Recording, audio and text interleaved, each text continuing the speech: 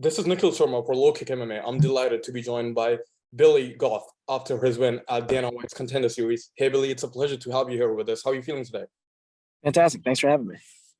Yeah, man, you're coming off a successful mission. Now you're a part of the UFC. How's that reality sunk in yet? It hits me here and there. It's not like fully sunk in. Like I haven't accepted it fully yet, but like it hits me every once in a while. It's just like, damn, I'm a UFC fighter now. Did you wake up different the next day and was just like, okay, you know what? Let me take a moment to appreciate this and be like, okay, I am a UFC fighter now. Yeah, it's been a cool feeling. Like, oh damn, like I'm in the big leagues now. I'm here. But you weren't very happy with your performance against Shimon Smotritsky at the post-fight press conference. Yeah, did you get the chance to watch it back, and how do you feel about it now? Yeah, I've watched it back, and I was rocked, and I wasn't striking very well while being rocked, and that was the most upsetting part. Like just making poor mistakes because I know I'm better than that. I gotta come out a little sharper next time. Hopefully, don't get caught, don't get dropped. Yeah, but I have to say, the way you got the win has earned you a lot of support from the fans. Everyone's talking about it. Now that you're here, what are you like? When are you looking to make your debut? Before the end of the year. End of the year, yeah. You had talked about wanting to be on this month's card, right, in 20 days, but you have a 21-day suspension. Have you had the chance to talk to your coaches about who that potential opponent could be for your debut? No, they haven't given us any names because we can't. Like, I don't know names well enough because I can't call anybody out that's like already pretty famous. Like, I can't. It doesn't work. I'm not even ranked yet. So I just gotta talk to them, see what they have for me, see what options they give me. I go from there. Do you feel like you're ready for the top 15 yet, or would you want to get there slowly? Yeah, no. I mean, like skill wise, like I think I know I can compete. I know I believe I'm going to be the best in the world. But it's the smart thing to do is go slow. So and that's what my coach wants to do. I know we're gonna want to go slow, fight a lot, but work our way up. Yeah, and of course, Dana White has been very vocal, and with the opening show being a little lackluster, and then yours completely delivered right on the pen. And people were talking about the pep talk that he gave. Could you share some memorable words or anything that he told you guys?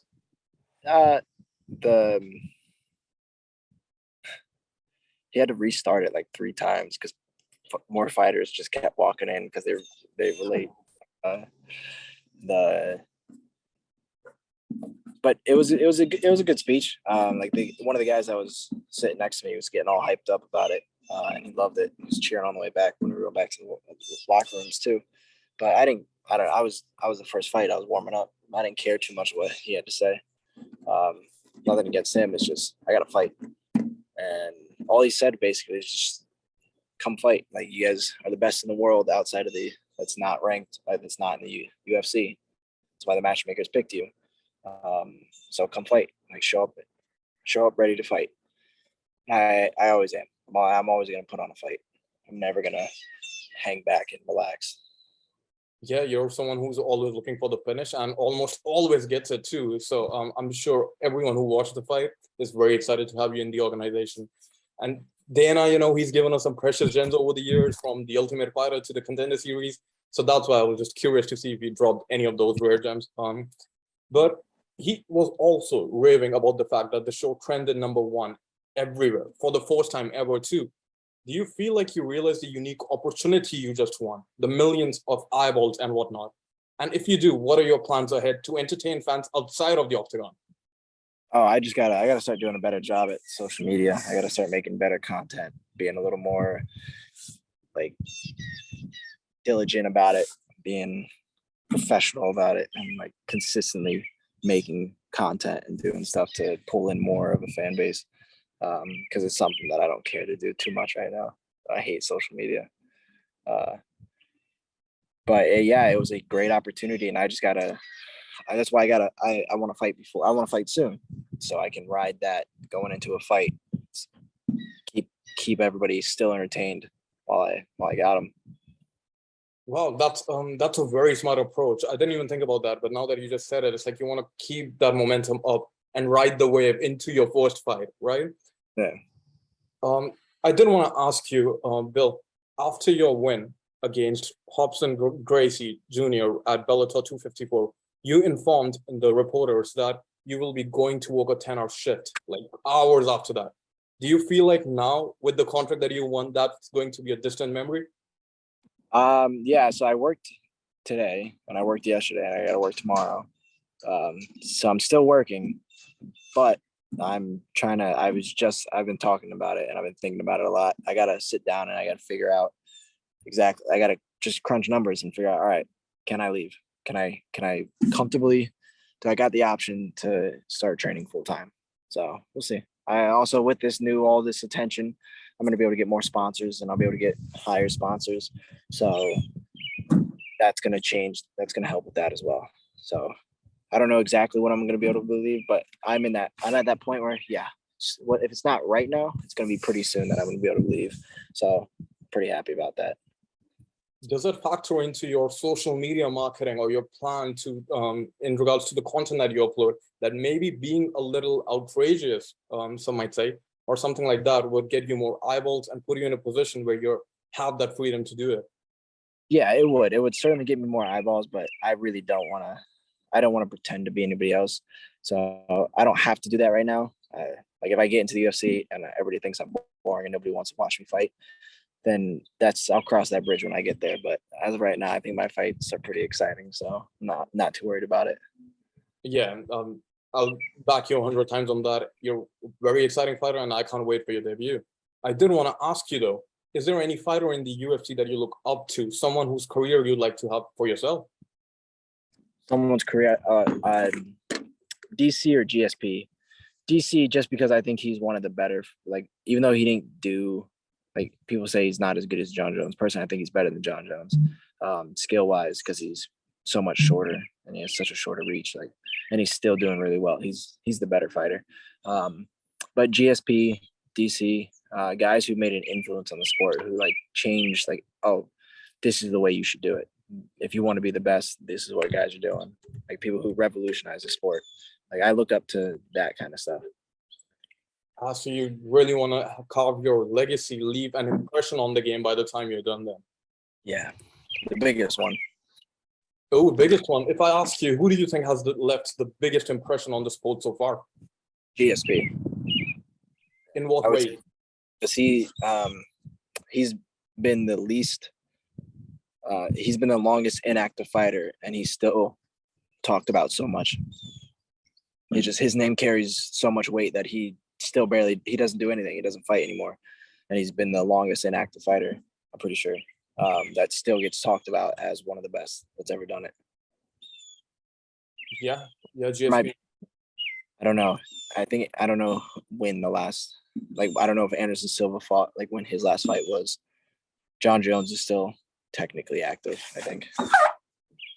Yeah, he just tweeted earlier this morning, Jones did, that Francis Ngannou might be back on the table. Like a few minutes ago, not even this morning. So we'll see what happens with them.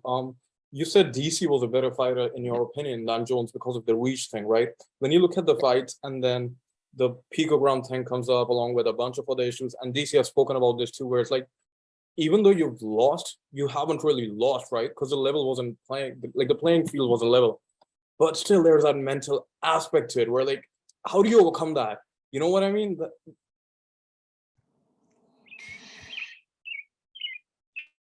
I don't know. That's hard. You got to have a good support system around you to accept that, because if you're hard on yourself, like if you're really strict and you want to be the best, it's going to be hard to accept that. Yeah, and I ask you this question because you are someone who's so critical of himself, because you are someone who has talked about the support system around you. Yeah, I am very hard on myself. Like I get upset all the time. Like if I don't do well at practice, I just get so angry and upset. Sometimes, depends. I've gotten better at it as I've gotten older. But yeah, I don't know how DC handled that. Yeah, he said he still hold it close to his chest. But anyway, let's come back to the welterweight division, right? When you look at the state of the division right now, what do you feel like? Like, what's the first thing that comes to your mind when you look at your competition ahead? It's really good. It's it's a very stacked. It's one of the most stacked divisions in the UFC. It's arguably the most stacked division, that or the 45 division.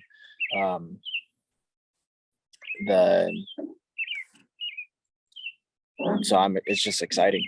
It's like, if you want to be the best in the world, like, people aren't going to say the best fighter is a 125er because he doesn't have a stacked of a division. Like, you want to be in the most stacked division so you can be known as the best, pound for pound.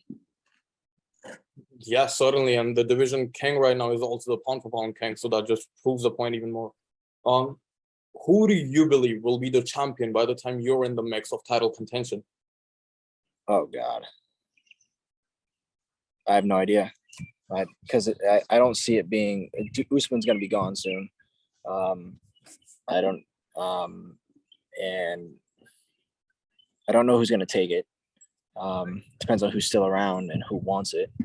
Are there any guys you see right now? Maybe a Sean Brady, Hamza Chimaev, Rakhmonov, any of those names?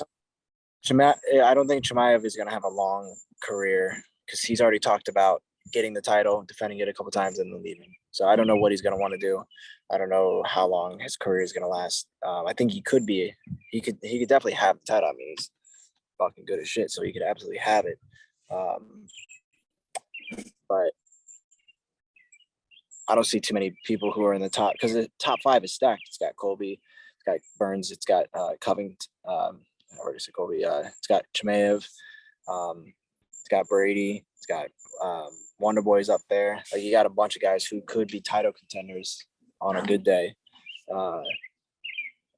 So it's just a deep ranking. So you don't know who's going to want to stick around for when Kamaru Usman lets the belt go. Yeah, fair point there. So let me ask you this question then. Billy, who do you think it will be the champion in another 2 weeks on August 21? Usman or Leon Edwards after UFC 278? I would want Edwards to win. But I think Usman's going to win because I think Usman's better. I think Usman, he's been fighting. He's just fighting in title fights, like, makes you more of a weathered fighter than he's been having high-level fights. Edwards has been having high-level fights as well, but he fought Nate Diaz. He's fighting. He's not fighting 5-round title fights. I mean, he fought a 5-rounder with Nate, so, but he's not fighting title fights. Usman is, so he's fighting at a higher level. If I may ask, Billy, why do you want Edwards to win? I don't want Usman to beat Anderson Silva's win streak.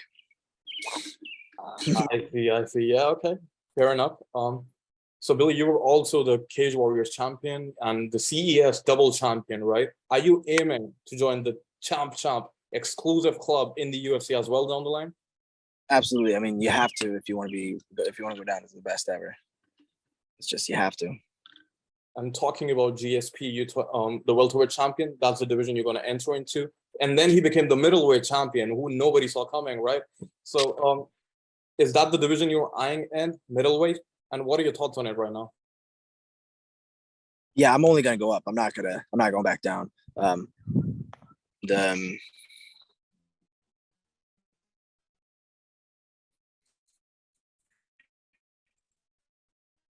Hey, Billy, can you hear me?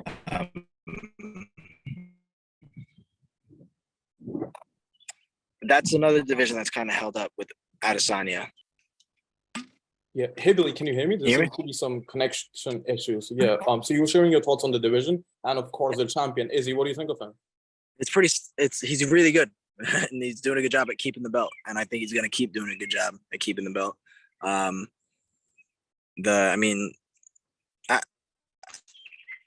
Pierre could knock him out, but you never know. I mean, I don't think Pierre is seasoned enough in MMA to really get the job done, but he could. Outside of him, though, and I mean,